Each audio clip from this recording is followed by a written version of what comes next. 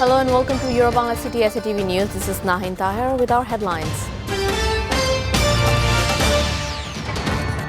British Bangladeshi diaspora must remain at the center of bilateral relations. Aid Prime Minister at British Parliament. All public transport and freight traffic owners call indefinite nationwide strike from tomorrow, protesting hike in fuel price. Bangla Sheikh Mujib Fire Academy will establish in Munshiganj to ensure modern training facilities, said Home Minister.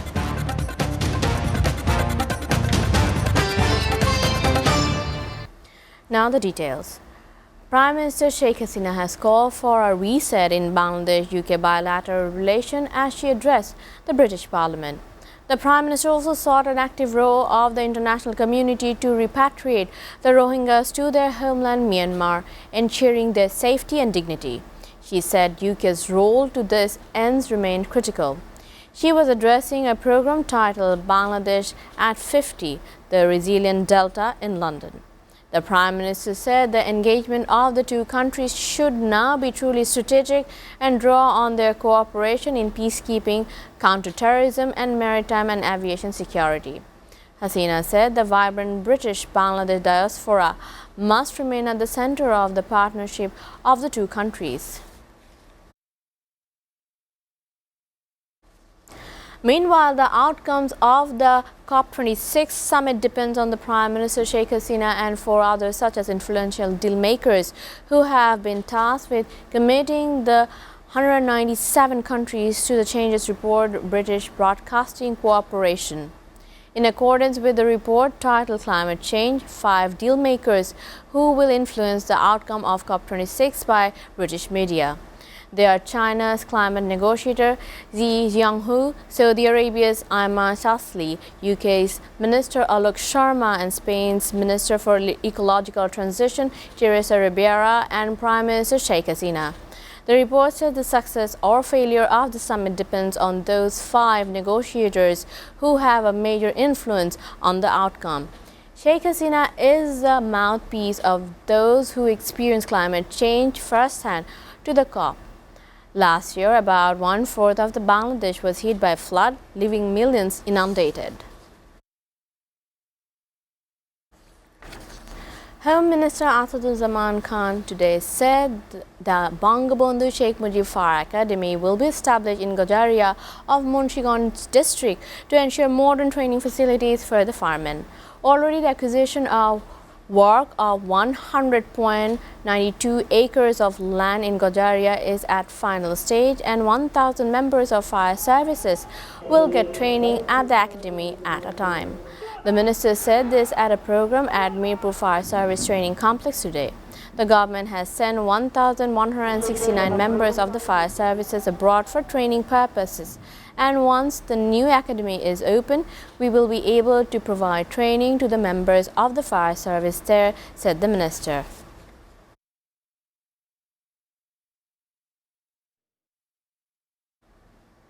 All types of public transport and freight traffic owners will go on an indefinite strike from tomorrow. Good Transport and Public Transport Owners Association came up with this declaration in protest against diesel price hike in the country. Bangladesh Truck Covered Van Owners Association General Secretary Hussain Majumdar confirmed the matter while talking to journalists today. However, Bangladesh Petroleum Corporation yesterday increased the prices of diesel and kerosene by Taka 15 per litre.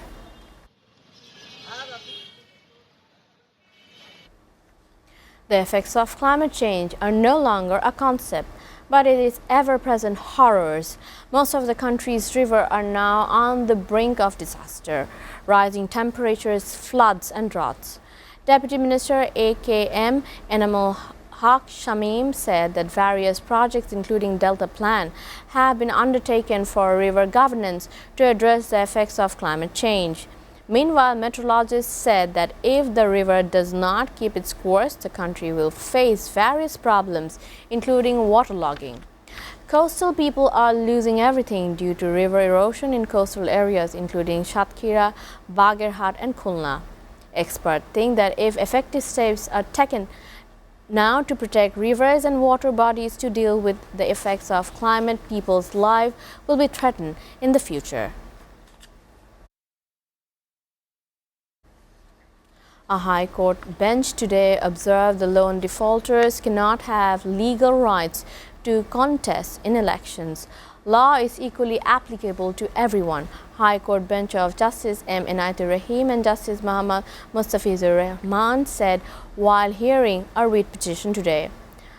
Mohiuddin Siddiqui, a candidate for the post of Union Porishad member in Sonaigachi Union under Chattogram Sitakundo, recently submitted the petition challenging legality of a decision of the district's election office that on October 25th cancelled his nomination paper for being a loan defaulter.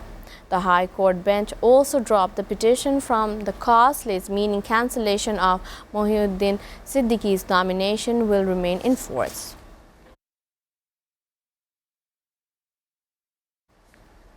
Viewers, we are taking a short break. Stay with your Bangla City SATV News.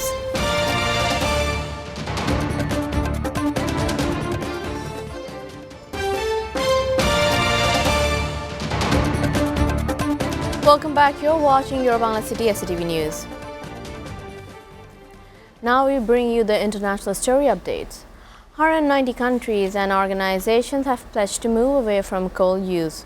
Coal plays the single most important role in climate change. United Kingdom says the world's richest nations have pledged not to use coal. Major coal-consuming countries such as Poland, Vietnam and Chile have agreed to ban fossil fuels. The pledge came at the COP26 climate conference. However, the world's largest coal-dependent countries such as Australia, India, China and the United States have not signed the pledge. Signing countries will gradually phase out coal-fired power generation by 2030 in new coal-fired power plants at home and abroad. Meanwhile, more than 60% of the world's countries have agreed to reduce methane emission by 30% by 2030. President Joe Biden returned from Europe Wednesday with a wake-up call for feuding Democrats holding up his sweeping domestic reform in Congress after a humiliating state election defeat that many blamed on inertia and infighting among the party's lawmakers. Republicans pulled off a decisive upset in the gubernatorial election in Virginia with untested multimillionaire Glenn Youngkin beating McAuliffe, while the Democratic governor of New Jersey won re-election, but only barely. Hours before the poll closed, Biden had voiced confidence about the votes in Virginia and New Jersey, rejecting suggestion in any case that they were a verdict on his presidency. An annual report by the U.S. Department of Defense claimed China's security strategy for Korean Peninsula, including keeping American troops away from its border. The report goes on to add that Beijing's focus on maintaining stability on the Korean Peninsula involved preventing North Korea's regime collapse and a military confrontation on the peninsula. Beijing reportedly holds regular military drills to create what it calls a North Korean buffer in the event of hostile encounter.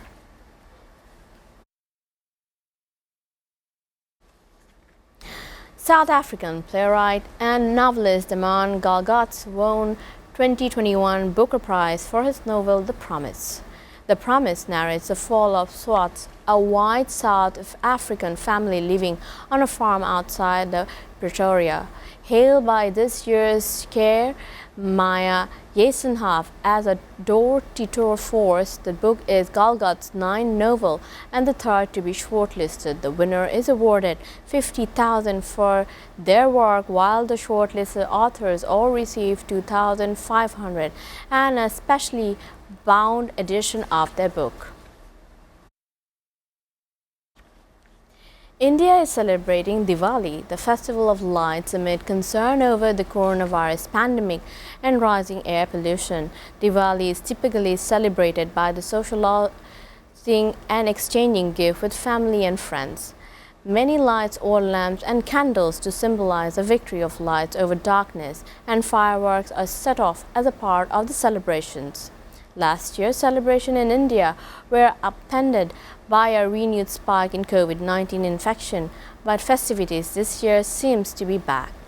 Even though the government has asked people to avoid large gathering, markets have been buzzing ahead of Diwali, with eager crowds buying flowers, lanterns and candles.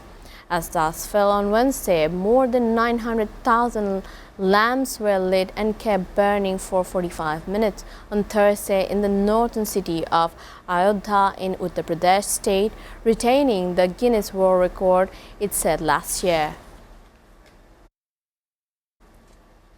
Now a story from sports world. Rahul Dravid is the new coach of the Indian cricket team, BCCI has confirmed. The legendary Indian batsman will take charge of Kohli Rohit after the ongoing T20 World Cup. The BCCI's contract with the current Indian coach, Ravi Shastri, will expire after the World Cup. The contract is no longer being renewed. After the World Cup, Dravid's chapter as Kohli's coach will start with India's series against New Zealand at home. Before ending, we go through Euro-Bangla City SATV News headlines again. British Bangladeshi diaspora remain at the centre of bilateral relations, aid Prime Minister at British Parliament. All public transport and freight traffic owners call indefinite nationwide strike from tomorrow, protesting hike in fuel price. Bangabandhu Sheikh Mujib Fire Academy will be established in Munshiganj to ensure modern training facilities, said Home Minister.